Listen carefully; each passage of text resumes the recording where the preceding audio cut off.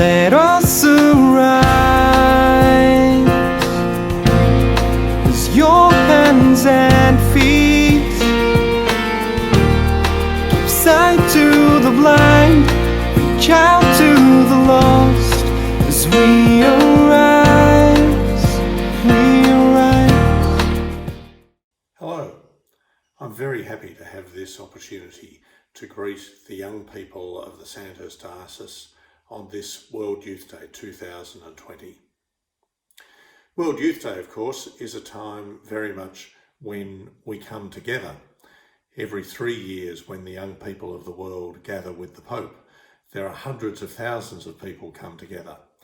And that was my experience also in Perth in December last year with some of you at the Australian Catholic Youth Festival, where there were thousands of young people coming together. This World Youth Day, of course, that we celebrate today, is anything but a time for coming together. It's a time for staying home. It happens in this season of Lent, in the last week of the season of Lent. Lent, which is a time that one of the things we focus on is letting go of some of the extra things in our lives, of focusing on what's really essential, trying to strengthen our trust in the faithfulness and care of God, who always walks with us and who meets our deepest needs. These months that we're entering into of restrictions on our possibility for gathering are something like an extended and dramatic period of Lent and retreat.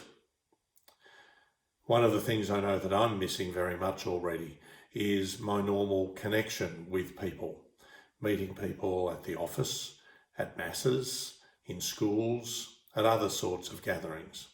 And one of the things that's doing for me is reinforcing how much I appreciate, how much it matters to me, that sort of connection with people. It's a real challenge for us in this time of physical distancing to make sure that we stay connected and avoid being isolated socially. So we're learning to use Zoom not only for meetings. I know I'm using it also, starting to work out ways to use it for spending time socialising with friends and family. Feels odd, but it's something to hang on to and to enjoy. It's feeling better as we get used to it. For you, it's potentially a time not only of learning new strategies like that, but also of teaching. You'll be surrounded by adults who are struggling to use technology, who aren't as familiar with it as you do. Your grandparents, your parents, other people you might know. The very best help desk for a computer is always a teenager. So please be generous in this time. Help those adults around you in coming to grips with the possibilities that the technology that we have opens up in this time when we're physically separated from one another. This will be a time too when our normal involvement with the activities that are part of our lives, sports, hobbies and so on, are just not possible.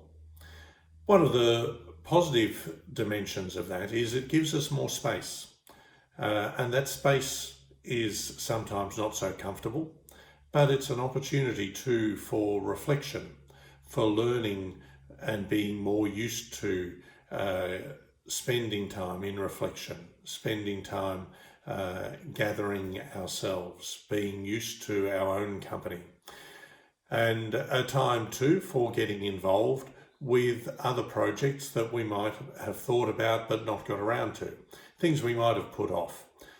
You might be interested in learning a new language, or in starting to keep a journal, or in starting training for the next series of MasterChef, developing your skills in the kitchen. It's an opportunity too in our life of faith to have more space for things that might sometimes get squeezed out. Things like prayer, things like reading the Bible, perhaps even using a commentary to learn more about how to understand the Bible. 2 years out of 3, we celebrate World Youth Day as a stay-at-home event, which is celebrated locally rather than internationally on Palm Sunday. This year, of course, that takes on a whole new meaning. We're all staying at home in a way that we would never have imagined. The theme that Pope Francis has put before us and offered to us is, "Young man, I say to you, arise." It's taken from the gospel story of the young man who had died, who Jesus took by the hand and restored to life.